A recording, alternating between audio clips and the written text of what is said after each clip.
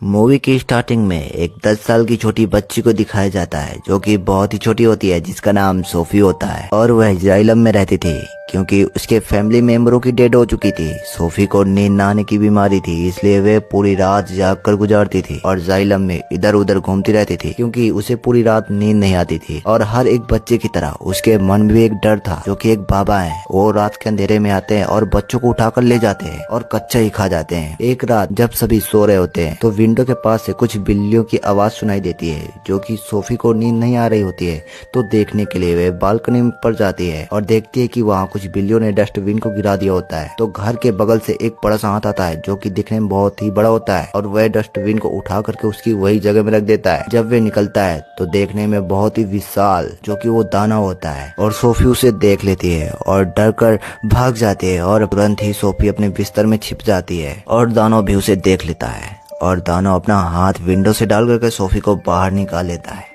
और हम देखते हैं कि दानव इंसानों से छिपकर रहते हैं। अगर इंसान इनके पास आते हैं तो ये अपने आप को छुपा लेते हैं कि सोफी इसे देख चुकी थी। तो दानव उसे लेकर के दूसरी दुनिया में चला जाता है, यानी कि अपनी दुनिया, दानवों की दुनिया। और दानव सोफी को लेकर के अपने घर में चला जाता है और सोफी देखती है कि घर बहुत बड़ा होता है और वहाँ की हर एक चीज बड़ी होती है और सोफी वहाँ से भागने की कोशिश करती है और दानव सोफी को पकड़ लेता है और बोलता है यहाँ से भागने का कोई रास्ता नहीं है। और सोफी डर जाती है और सोफी देखती है कि दानव बहुत ही बूढ़ा है, दानव को बहुत भूख लगी होती है। सोफी सोचती है कि ये बूढ़ा दानव मुझे खाने वाला है और सोफी को कुछ और दानवों की हंसने की आवाज आती है। तो सोफी दानव से पूछती है क्या यहाँ और भी दानव है? बूढ़ा दानव बोलता है हाँ, और वो इंसानों को देखते तो कच्चा ही निकल जाते हैं। तो सोफी बहुत ही डर जाती है और दानव से पूछती है आप भी मुझे खा जाओगे? नहीं, मैं इंसानों को नहीं खाता, मैं एक शाकाहारी हूँ। बूढ़ा दानव कुछ सब्जियां खाता है जो कि टेस्ट में बिल्कुल भी अच्छी नहीं होती। तो सोफी पूछती है जब आप इंसानों को नहीं खाते तो आप मुझे लेकर क्यों आए हो? तो दानव बोलता है जो तुम मुझे देख चुकी थी, इंसानों को हमारा पता चल जाता और इंसान सभी दानवों को मार देते। यही वजह है कि तुम्हें यहाँ लाना पड़ा और तुम अपनी सारी जिंदगी यहीं बिताओगी मेरे साथ। तो यहाँ से भाग जाऊंगी? नहीं, तुम यहाँ से बाहर नहीं भाग सकती हो। अगर तुम्हें ऐसे बाहर भागी तो बाहर बैठे हुए दानव तुम्हें कच्चा ही खा जाएंगे। फिर दानव सोफी को उठा करके एक लकड़ी के टॉप में रख देता है और बोलता है तुम यहाँ आराम करो। सोफी को रात में नींद नहीं आ रही होती है तो सोफी देखती है कि दानव अपने बैग से बड़ी बोतलें निकालता है। उन बोतलों के अंदर कुछ था जो चमक रहा था। तो सोफी दानव से पूछती है कि इन बोतलों के अंदर क्या है? तो दानव बोलता है इसके अंदर ड्रीम्स है, यानी कि सपने। अच्छा, तो ये फिर मेरे किसी काम की नहीं क्योंकि मुझे नींद नहीं आती और ना ही सपने आते हैं।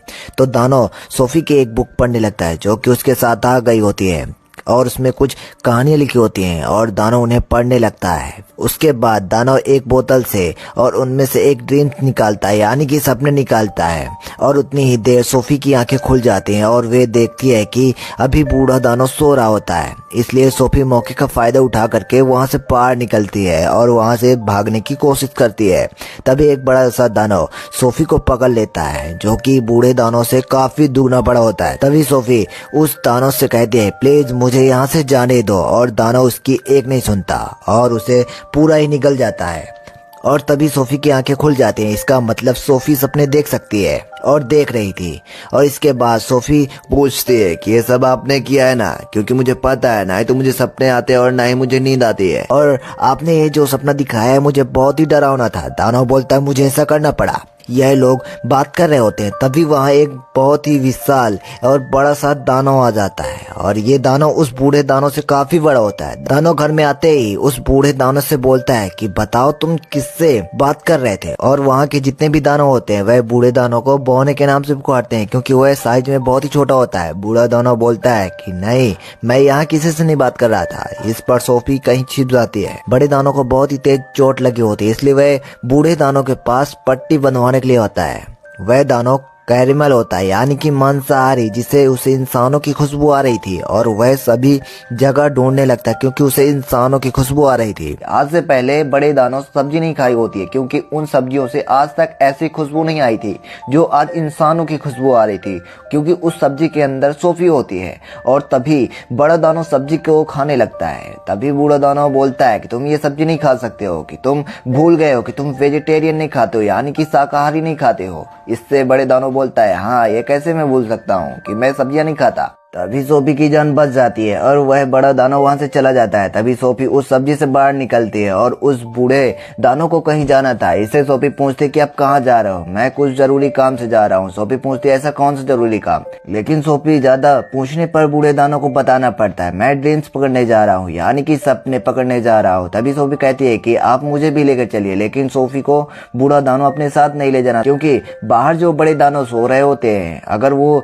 जाग गए तो सोफी के साथ बहुत ही बुरा होगा, इसलिए वह रिस्क नहीं लेना चाहता था। लेकिन सोफी उस बूढ़े दानव को बहुत ही फोर्स करती है, जिसे बूढ़ा दानव उसे ले जाने के लिए तैयार हो जाता है। जब ये लोग बाहर आ जाते हैं तो देखते हैं कि सारे बड़े दानव गहरी नींद में सो रहे होते हैं। यह दोनों उन्हीं के बीच से होकर जा रहे होते हैं। तभी उनमें से एक बड़े दानव की नींद खुल जाती है और वह बूढ़े दानव का पैर पकड़ लेता है और उस बूढ़े दानव को परेशान करना स्टार्ट कर देते हैं और बोलते हैं कि बोने तू कहाँ जा रहा है? इस पर बूढ़ा दानव बोलता है, मैं अब तो अपने काम पे जा रहा हूँ। इस पर एक दानव बोलता है कि हम नहीं चाहते कि तुम यहाँ से निकलकर उन इंसानों की दुनिया पे जाओ। अगर इंसानों को हमारी दुनिया के बारे में पता चल गया तो हम सब खतरे में पड़ जाएंगे। और तभी सभी बड़े दानव उस बूढ़े दानव को बहुत ही ज्यादा परेशान करने लगते हैं। तभी सोफी मौके का फायदा उठा करके कार में बैठ जाती है। तभी बूढ़ा दानव आसमान की ओर देखता है और जोर से बोलता है, सभी ऊपर देखो, बहुत ही तेजी से बारिश होने वाली है, क्योंकि सारे बड़े दानव पानी से बहुत ही डरते हैं। वहाँ बहुत ही तेज बारिश होने लगती है। तभी बूढ़ा दानव और सोफी मौके का फायदा उठा करके वहां से भाग जाते हैं और बड़ी बड़ी पहाड़ी चढ़ने लगते हैं और चढ़ते चढ़ते बादलों से भी बहुत आगे निकल जाते हैं और रात हो जाती है। तभी सोफी कहती है कि यहाँ से सितारे और भी खूबसूरत लगते हैं, यानी कि स्टार। तभी बूढ़ा दानव बोलता है कि हाँ, मैं तो इनका म्यूजिक भी सुन सकता हूँ और मैं चींटियों की आवाज भी सुन सकता हूँ, कीड़े मकोड़ों की आवाज सुन सकता हूँ, मैं किसी की भी आवाज सुन सकता हूँ, यहाँ तक मैं ड्रीम्स की भी आवाज सुन सकता हूँ। इसमें सोफी बोलती है कि मुझे यकीन नहीं हो रहा। इस पर बूढ़ा दानव बोलता है कि तुम्हें बेटा मानना पड़ेगा, यही सच है। फिर बड़ा दानव पानी में कूद जाता है और सोफी भी कूद जाती है और फिर पहुंचते हैं ड्रीम्स की दुनिया, जो एक पेड़ होता है, उससे बूंदों की तरह गिरते हैं ड्रीम्स, यानी कि सपने। बूढ़ा दानव इन्हीं को पकड़ने के लिए यहाँ आता है। फिर ये दोनों ड्रीम्स को पकड़ने लगते हैं और पकड़ लेते हैं। इन ख्वाबों में अच्छे और बुरे दोनों ही ड्रीम्स होते हैं। ड्रीम्स को पकड़कर फिर वापस जाने लगते हैं। अब ये दोनों एक दूसरे से बहुत ही खुश हैं और बूढ़ा दानव अपनी दुख भरी कहानी सुनाता है। यहाँ के जितने दानव हैं सब मुझे बोना पुकारते हैं, लेकिन मुझे बिल्कुल भी अच्छा नहीं लगता। लेकिन कोई ऐसा भी था जो मुझे बिग फ्रेंड जॉइंट्स कहता था। यह सुनकर सोफी कहती है, ठीक है, आज से मैं भी आपको बिग फ्रेंड जॉइंट्स ही कहूंगी, यानी कि BFG। ड्रीम्स पकड़ने के बाद ये दोनों सिटी में घूमते हैं, जहाँ पर सभी बच्चे अपने अपने घर में सो रहे होते हैं। दानव यानी कि BFG सभी बच्चों को नींद में ही अच्छे ड्रीम्स देता है, यानी कि सपने, ताकि उन लोगों को सपने में ही अच्छी खुशियां मिल सके। सोफी उनसे पूछती है कि आपकी एज क्या है? BFG बोलते हैं, यानी कि बूढ़ा दानव, जितनी इस दुनिया की उम्र है उतनी ही मेरी, यानी कि जब दुनिया बनी थी तब से ये दानव बन गए थे, यानी कि जॉइंट्स। फिर ये दोनों वापस जाने लगते हैं। सोफी पूछती है कि मेरा ब्लैंकेट किधर है? यानी कि सोफी का ब्लैंकेट दानव की दुनिया में ही छूट गया था। अब बूढ़ा दानव बोलता है कि अब मैं तुम्हें अपने साथ नहीं ले जा सकता, क्योंकि अब तक उन बड़े दानवों को पता चल गया होगा कि मेरे साथ कोई इंसान है।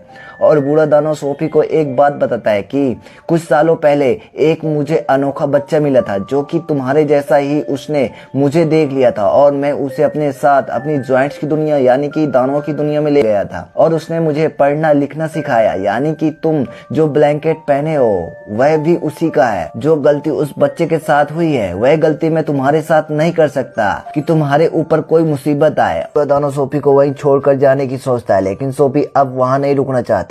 जिद करती है कि नहीं, मैं तुम्हारे साथ ही चलूंगी। अब बूढ़ा दानव उसकी एक भी बात नहीं सुनता, क्योंकि सोफी वहां नहीं रुकना चाहती, क्योंकि उसे भी इसी के साथ जाना था। और वह बालकनी से कूद जाती है, यानी कि वह जानती है कि मैं अगर यहाँ से कूदी तो BFG मुझे जरूर बचाएंगे और बूढ़ा दानव उसे बचा लेता है। लेकिन सोफी को न चाहकर भी अपने साथ ले जाना पड़ता है, अपने साथ जॉइंट्स की दुनिया यानी कि दानवों की दुनिया पर दोबारा ले जाता है।